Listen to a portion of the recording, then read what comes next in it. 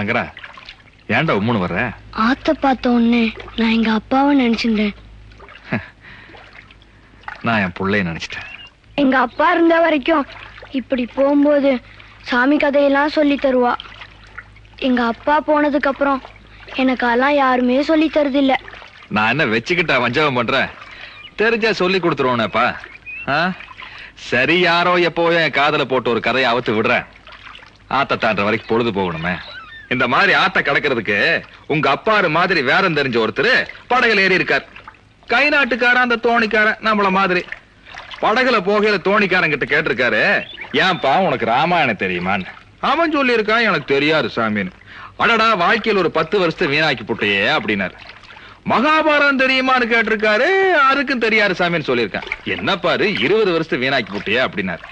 சரி, இந்த கிருஷ்ணோபதேசம் மாதிரி தெரியுமான்னு கேட்டிருக்காரு.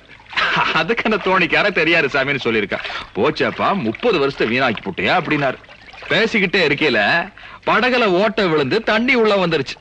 இப்ப தோணிக்காரன் திருப்பி அடிச்சிருக்கான். ஏன் ஜாமி உனக்கு நீச்ச தெரியுமான்னு. சாஸ்திரி சொல்லியிருக்காரு, அது தெரியாதுப்பான். ஒட்டு மொத்தமா அவன் வாழ்க்கையே போச்சுட்டு இருக்கான். எப்படி இருக்கு பாரு. அதனால பொழப்புக்கு எது தேவையோ அதைத்தான் கத்துக்கணும். நீ என்னடானா வேதம் தான் கத்துக்குவேங்கிற, ஆனா உங்க ஆளுங்க கத்து கொடுக்க மாட்டேங்கிறாங்க. உன்னை எப்படி கரை சேர்க்க போறேன்னு தெரியலையே. அது வேற ஒண்ணும் இல்லப்பா.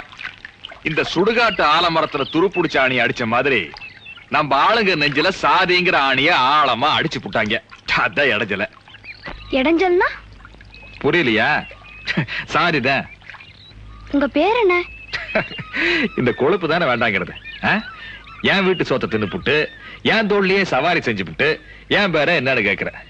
இந்த ஊர்ல கை சூப்புற குழந்தைகிட்ட என் பேர் என்னன்னு கேட்டா கூட வாயிலிருந்து கட்ட வரல எடுத்துட்டு பாலு தேவர்னு சொல்லிட்டு மறுபடியும் கை சூப். பாலுங்கிறது உங்க பேரு, பின்னால இருக்க தேவர்ங்கிறது நீங்க படிச்சு வாங்கின பட்டமா? ஜாதி இல்லன்னு சொல்ற நீங்களே மூச்சுக்கு 300 தடவை பாலு தேவர் பரம்பரை பாலு தேவர் பரம்பரைன்னு சொல்லிட்டு இருக்கேளே.